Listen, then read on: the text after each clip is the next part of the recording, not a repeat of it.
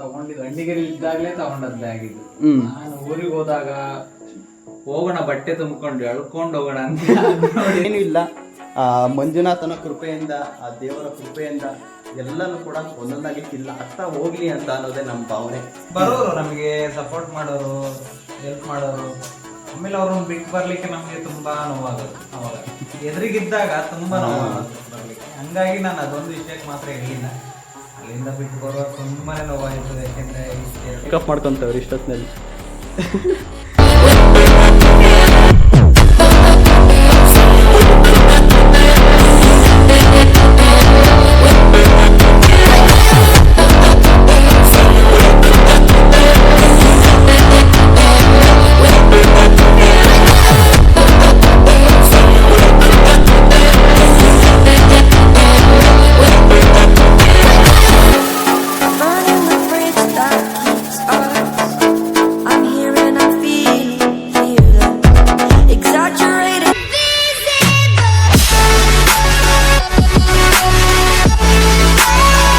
ಮತ್ತೆ ಇನ್ನೊಂದು ರೂಮ್ ಇದೆ, ಅದನ್ನ ನೋಡ್ತಾ ಹೋಗೋಣ ಬನ್ನಿ. ಇವಾಗ ಸದ್ಯಕ್ಕೆ ಇವರು ಒಬ್ಬರೇ ಇರೋದಲ್ಲ, ಅದಕ್ಕೋಸ್ಕರ ಅದನ್ನ ಸ್ಟೋರ್ ರೂಮ್ ಟೈಪ್ ಮಾಡಿದ್ದಾರೆ. ಸ್ಟೋರ್ ರೂಮ್ ಅಂತ ಅಂದ್ರೆ ಏನೇನೋ ಐಟಮ್ಸ್ ಗಳನ್ನ ಇಡ್ತೀವಲ್ಲ ನಾವು. ಇವಾಗ ನಾವು ಬ್ಯಾಗ್ ತಗೊಂಡ್ ಬಂದಿದೀವಿ, ನಾವು ಇಲ್ಲೇ ಇಟ್ಟಿದೀವಿ. ಇವ್ರಿಗೆ ಏನ್ ವೇಸ್ಟ್ ಇರುತ್ತೆ ಅದನ್ನು ಕೂಡ ಇಲ್ಲೇ ಇಟ್ಟಿರ್ತಾರೆ. ಇನ್ನೊಂದು ರೂಮ್ ಇದೆ, ಇಲ್ಲೇ ನಾವು ಯೂಸ್ ಮಾಡೋದಿಲ್ಲ. ನೀವು ಊರಿಂದ ಬಂದಿರಲ್ಲ ಬಟ್ಟೆ ಎಲ್ಲ ಇಟ್ಟಿದ್ದೀವಿ. ನನ್ನವೆಲ್ಲ ಪಾಪ ಅಂಡಿಗರಿಂದ ಬಂದಾಗ ಕೊಟ್ಟಿರೋದು.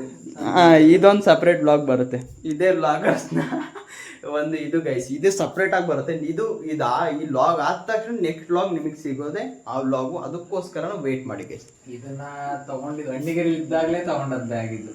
ನಾನು ಊರಿಗೆ ಹೋದಾಗ ಹೋಗೋಣ ಬಟ್ಟೆ ತುಂಬಿಕೊಂಡು ಎಳ್ಕೊಂಡು ಹೋಗೋಣ ಅಂತ ನೋಡಿದ್ರೆ ಒಂದ್ಸಲಿ ತಗೊಂಡ್ಬಂದಿಲ್ಲ, ಮಾಡೇ ಇಲ್ಲ. ಹಂಗೆ ಚೆನ್ನಾಗಿದೆ, ಒಂದ್ಸತಿ ಯೂಸ್ ಮಾಡೇ ಇಲ್ಲ. ಇಷ್ಟಪಟ್ಟು ತಗೊಂಡಿದ್ದು ನ್ಯೂಸೇ ಮಾಡ್ಲಿಲ್ಲ.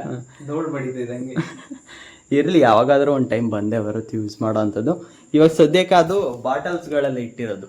ಇದು ಬಾಟಲ್ಸು, ಮತ್ತೆ ಇದು ಸ್ವಲ್ಪ ಅದೇನೋ ತಗೊಬಂದವ್ರೆ, ಅದು ಕೂಲರಿಂದ ತಗೊಬಂದಿದ್ದಲ್ಲ ಅದ್ರ ಬಾಕ್ಸ್ ಅದು. ಅದಾದ್ಮೇಲೆ ಇದು ಬ್ಯಾಗು, ಇದು ವೇಸ್ಟ್ ಇದೆಲ್ಲ ನಮಗೆ ಬೇಕಾಗಿರೋದು. ಇದನ್ನೆಲ್ಲ ಇಲ್ಲಿ ತುಂಬಾನೇ ಸ್ಪೇಸ್ ಐತೆ, ನೋಡ್ಕೊಳ್ರಿ. ಈ ಮನೆಯಲ್ಲಿ ನನಗೆ ಇಷ್ಟ ಆಗಿದ್ದೆ ಸ್ಟೋರು. ತುಂಬಾನೇ ಸ್ಪೇಸ್ ಐತೆ, ಹಿಡ್ಕೊಂಡ್ಬಂದಿವಿ. ಫ್ಯಾಮಿಲಿ ಇದ್ದಾಗ ಅಲ್ಲೊಂದ್ ಕಡೆ ಇರ್ಬೋದು, ಇಲ್ಲೊಂದ್ ಕಡೆ ಇರ್ಬೋದು. ಹಂಗೆ 2 ರೂಮ್ ಟೈಪ್ ಇದೆ. ಇಲ್ಲೂ ಇರ್ಬೋದು, ಅಲ್ಲಿ ಇರ್ಬೋದು. ಆದ್ರೆ ಸ್ಪೇಸಿಗೆ ನಿಮಗೆ ಯಾವುದೇ ಕಾರಣಕ್ಕೂ ಕೊರತೆ ಇಲ್ಲ. ತುಂಬಾನೇ ಸ್ಪೇಸ್ ಐತೆ. ಎಷ್ಟು ಜನ ಬಂದ್ರು ಆರಾಮಾಗಿರ್ಬೋದು. ಹೊರಗಡೆ ಜಗ್ಲಿ ಅಂತಾರಲ್ಲ ಈ ಸೈಡು, ಆ ತರನು ಐತೆ. ಅಲ್ಲೂ ಕೂಡ ಟೈಲ್ಸ್ ಹಾಕ್ಯಾರೆ. ಇದೆಲ್ಲ ಈ ರೂಮಿಂದು ಒಂದು ಸ್ವಲ್ಪ ಸಿಂಪಲ್ ಆಗಿರ್ತಕ್ಕಂಥ ಶಾರ್ಟ್ಸ್ ಬರುತ್ತೆ, ಅದನ್ನು ಕೂಡ ನೋಡ್ಕೊಂಬರಂತ್ರಿ. ಆಮೇಲೆ ಇದಾದ ತಕ್ಷಣ ನೋಡುವಂತ್ರಿ. ಇದು ನಮ್ಮ ಅಣ್ಣವರ ಹೋಮ್ ಆಗಿತ್ತು, ಹೋಮ್ ಟೂರ್ ಆಗಿತ್ತು. ನಿಮಗೆ ಐ ಹೋಪ್ ಈ ಹೋಮ್ ಟೂರ್ ಇಷ್ಟ ಆಯ್ತು ಅಂದ್ಕೋತೀನಿ. ಈ ಹಾಲ್ನಲ್ಲಿ ಸದ್ಯಕ್ಕೆ ಏನೂ ಇಲ್ಲ. ಮಂಜುನಾಥನ ಕೃಪೆಯಿಂದ, ಆ ದೇವರ ಕೃಪೆಯಿಂದ ಎಲ್ಲನೂ ಕೂಡ ಒಂದೊಂದಾಗಿ ಫಿಲ್ ಆಗ್ತಾ ಹೋಗ್ಲಿ ಅಂತ ಅನ್ನೋದೇ ನಮ್ಮ ಭಾವನೆ. ನಮ್ಮ ಫ್ಯಾಮಿಲಿ ಕೂಡ ಎಲ್ಲರೂ ಕೂಡ ಹಾರೈಸೋದು ಅದನ್ನೇ. ಇವಾಗ ಬರ್ತಾ ಇದೆ, ಒಂದೊಂದಾಗಿ ಬರ್ತಾ ಇದೆ. ಇವಾಗ ನೋಡಿ ವಾಷಿಂಗ್ ಮಷಿನ್ ಬಂದೈತೆ. ಇವಾಗ ಅದಾದ್ಮೇಲೆ ಇಲ್ಲಿ ಕೂಲರ್ ಬಂದೈತೆ. ಹೋಗ್ತಾ ಎಲ್ಲನೂ ಕೂಡ ಫಿಲ್ ಆಗ್ತಾ ಹೋಗುತ್ತೆ. ಇವಾಗ ಆಲ್ಮೋಸ್ಟ್ ಒಂದು 60 to 70% ಒಂದು ಫ್ಯಾಮಿಲಿ ಬಂದ ತಕ್ಷಣ ಇರ್ಬೋದು.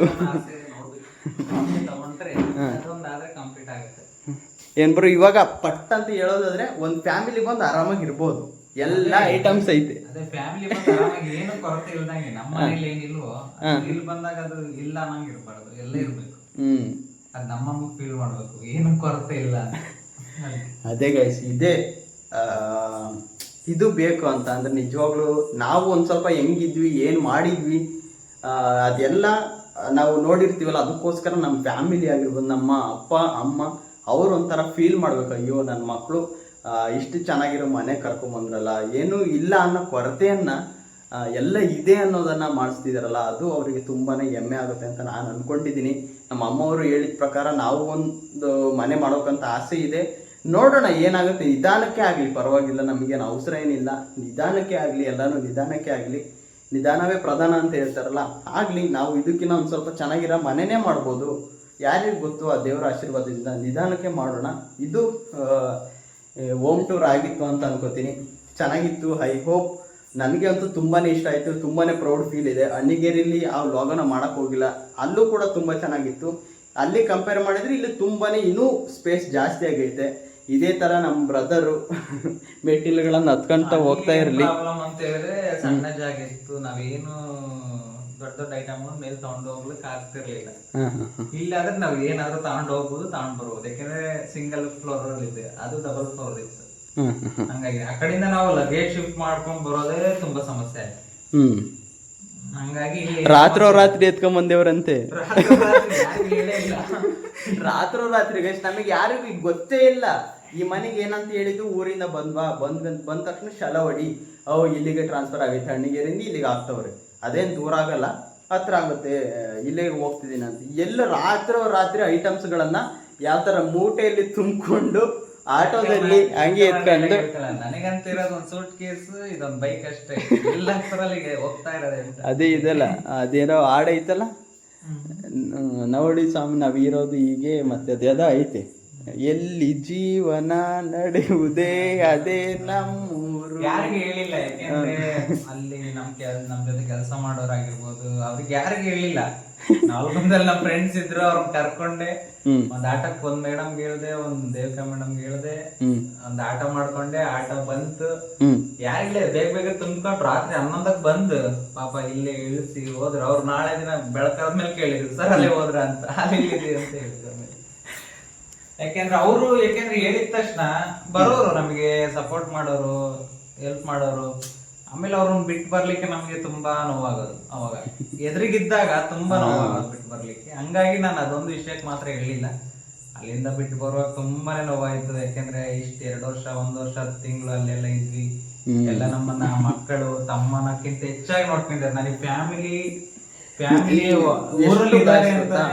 ಇಲ್ಲಿಂದ 290 ಕಿಲೋಮೀಟರ್ ನಮ್ಮೂರಿಂದ ಇಲ್ಲಿಗೆ ಅಣ್ಣಿಗೇರಿಗೆ ಆಗಿರ್ಬೋದು, ಆಸುಪಾಸು ಆಗುತ್ತೆ. 290 ಇಲ್ಲಿಗೆ ಬರೋದಾದ್ರೆ, ಅಣ್ಣಿಗೇರಿಗಾದ್ರೆ ಒಂದು 70-80 ಆಗ್ಬೋದಲ್ಲ, ಆಗ್ಬೋದು. ಆದ್ರೆ ಅಷ್ಟು ಕಿಲೋಮೀಟರ್ ದೂರ ಇದ್ರೂ ಕೂಡ ನಮಗೆ ಕಾಲ್ ಮಾಡೋದಕ್ಕೆ ಕರೆಕ್ಟಾಗಿ ಮಾಡ್ತಾ ಇರ್ಲಿಲ್ಲ. ಯಾಕೆ ಅಂತ ಅಂದ್ರೆ ಇಲ್ಲೇ ಫ್ಯಾಮಿಲಿ ಸಿಕ್ಕೈತಲ್ಲ, ಫ್ಯಾಮಿಲಿ ಜೊತೆನೆ ಇದೀವಲ್ಲ.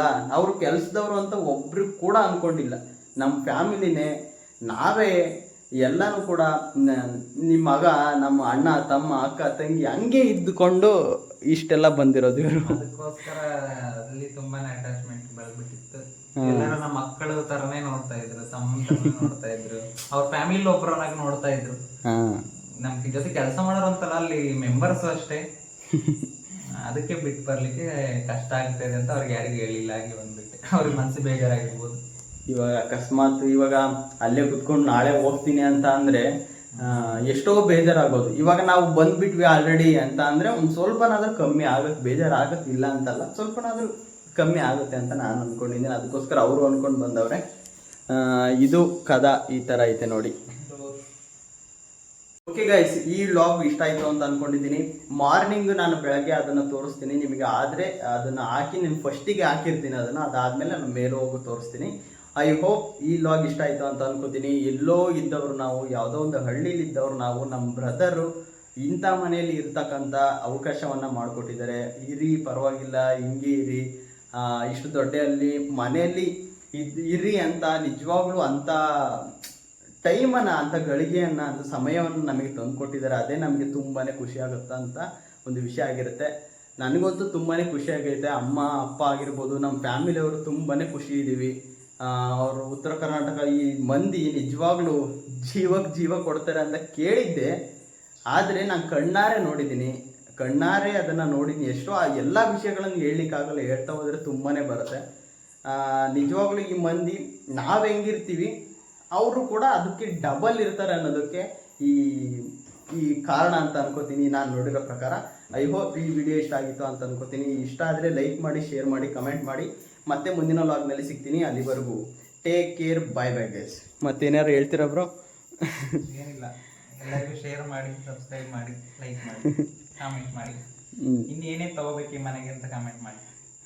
ಇಲ್ಲೇನು ಬರಬೇಕು, ಈ ವಾಲ್ಗೆ ಮತ್ತು ಈ ಕಡೆ ಏನು ಬರಬೇಕು, ಮತ್ತೆ ಏನು ಬರಬೇಕಂತ ಕಾಮೆಂಟ್ ಬಾಕ್ಸ್ನಲ್ಲಿ ಕಾಮೆಂಟ್ ಹಾಕಿ.